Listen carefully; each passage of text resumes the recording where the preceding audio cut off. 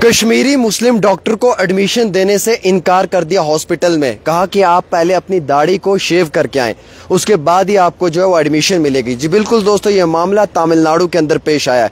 हालांकि तमिलनाडु के chief minister को जम्मू कश्मीर स्टूडेंट एसोसिएशन के नासिर खुमानी ने जो है वो खत भी लिखा है और इस डॉक्टर ने कम ओपेश 2 लाख रुपए सिक्योरिटी डिपॉजिट भी किया है, अब जो वापस रिटर्न करना है। एक तरफ हमारे देश के अंदर ये कहा जाता है कि हम सब लोग इक्वल हैं, चाहे हिंदू है, मुस्लिम है, सिख है या ईसाई है। वहीं दूसरी तरफ आज भी बाहर की रियासतों में क्या मुसलमानों के साथ एक गलत रवैया अख्तियार किया जाता है, क्या मुसलमान डॉक्टर्स को हरास करने की कोशिश की जाती है। आपको मालूम है कि आर्टिकल 25 भी और इसी के साथ साथ हमारे संविधान कॉन्स्टिट्यूशन के अंदर कई सारे ऐसे आर्टिकल्स हैं जो हमें ये पूरे तरीके से अख्तियारात देते हैं कि हम अपनी ज़िंदगी को अपने मुताबिक जी सकते हैं।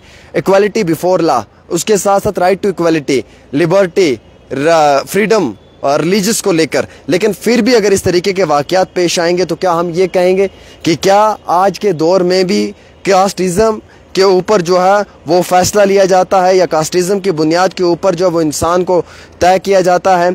मैं आपको बताना चाहूँगा, जम्मू कश्मीर स्टूडेंट एसोसिएशन ने तमिलनाडु के चीफ मिनिस्टर M.K. स्टैलिन को जो है वो एक ख़त लिखा और उसे कहा कि आप इसमें इंटरवीन करें। रिलीजियस डिस्क्रिमिनेशन हो रही है कोविया मेडिकल सेंटर एंड हॉस्पिटल के अंदर।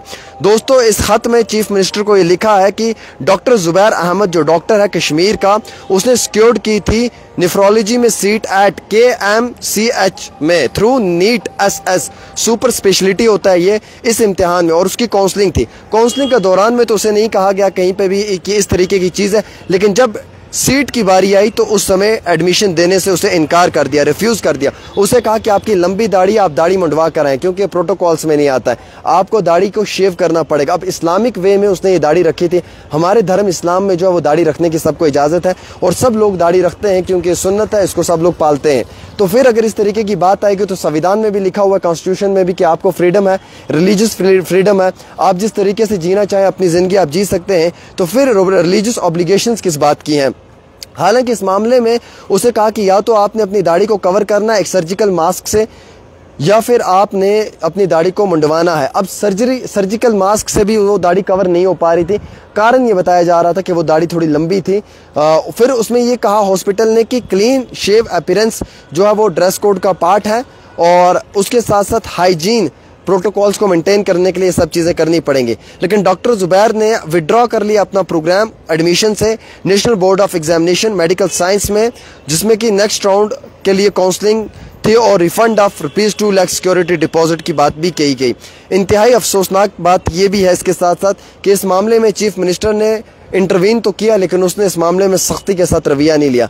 अब आप देखिए कि freedom in educational and health care institutions के अंदर जो है वो एक बड़ी चीज़ है, ये सोशल जस्टिस में भी आता है, लेकिन फिर भी इस तरीके की चीज़ जब सामने पेश आई तो खामोशी इख्तियार कर ली। National board of examination in medical science clarifying that the student is expected to adhere to the grooming norms. अब इसमें जो ग्रूमिंग नॉर्म्स है उसको करना था। वो कहते हैं कि we did not deny him admission, we decision now कि आप अपनी दाढ़ी कम करें। लेकिन स्टूडेंट अपनी दाढ़ी कैसे कम कर सकता है? अगर इस्लाम के अंदर लिखा हुआ है, अगर रिलीजियस बुनियाद के ऊपर है तो वो कैसे कम कर सकता है? अब मैंने अगर अपने मुंह पे दाढ़ी रखी होगी, मुझे कल को ऑफर मिलेगा, हम जी आपको देश का प्राइम मिनिस्टर बना देंगे, आप दाढ़ी मुंडवा दो, मैं तो कभी नहीं बनूंगा भाई साहब। मेरे लिए मेरी दाढ़ी अजीम है, मैं तो लाखों करोड़ों चीज़ें अपनी दाढ़ी पे से कुर्बान कर दूं क्योंकि मेरे इस्लाम में मेरी दाढ़ी की प्रायोरिटी बहुत बड़ी चीज़ है। मैं अगर जुबैर अहमद की जगह होता तो शायद मैं भी यही फैसला लेता, मैं अपनी डिग्री एडमिशन्स को छोड़ देता, लेकिन मैं दाढ़ी को प्रायोरिटी देता। इस्लाम फर्स्ट प्रायोरिटी, उसके बाद दूसरी चीज़ें रहती हैं हमारी ज़िंदगी में। लेकिन सवाल इंपॉर्टेंट यह है कि क्या इस डॉक्टर के साथ डिस्क्रिमिनेशन हुई रिलीजियस बुनियाद पे? क्या ये मुस्लिम डॉक्टर था? क्या मुसलमान डॉक्टर था इसीलिए इसके साथ इस तरीके का रवैया अख्तियार किया गया? क्या ये मुसलमान डॉक्टर था इसीलिए इसके साथ इस तरीके की ज़ाती का मामला पेश आया? क्या ये मुसलमान डॉक्टर था इसीलिए इसको वहाँ पर जो है वो एडमिशन नहीं मिली और इसे कहा कि आप दाढ़ी मंडवा दें? अब हर धर्म के अंदर एक अपना रवैया रहता है।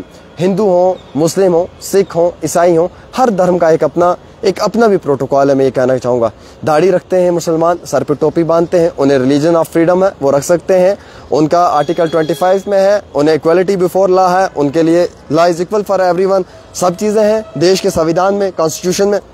हिंदू है तो उसके लिए भी है, सिख है उसके लिए भी है, लेकिन पर्टिकुलर आप एक मुसलमान डॉक्टर के एडमिशन तमिलनाडु के हॉस्पिटल में डिनाई कर रहे हैं कि आपको दाढ़ी मंडवानी पड़ेगी तो आपको एडमिशन मिलेगी, अदरवाइज आपको एडमिशन नहीं मिलेगी। अब वो सुपर स्पेशलिटी के इम्तिहान के लिए इस डॉक्टर ने कितनी मेहनत की होगी। एक डॉक्टर बनने के लिए ना अपने खून पसीने की मेहनत लगा देनी चाहिए भाई साहब, उसके बाद डॉक्टर बनता है। मुझे मालूम है डॉक्टर बनना कोई ऐसे खाला जी का घर नहीं है।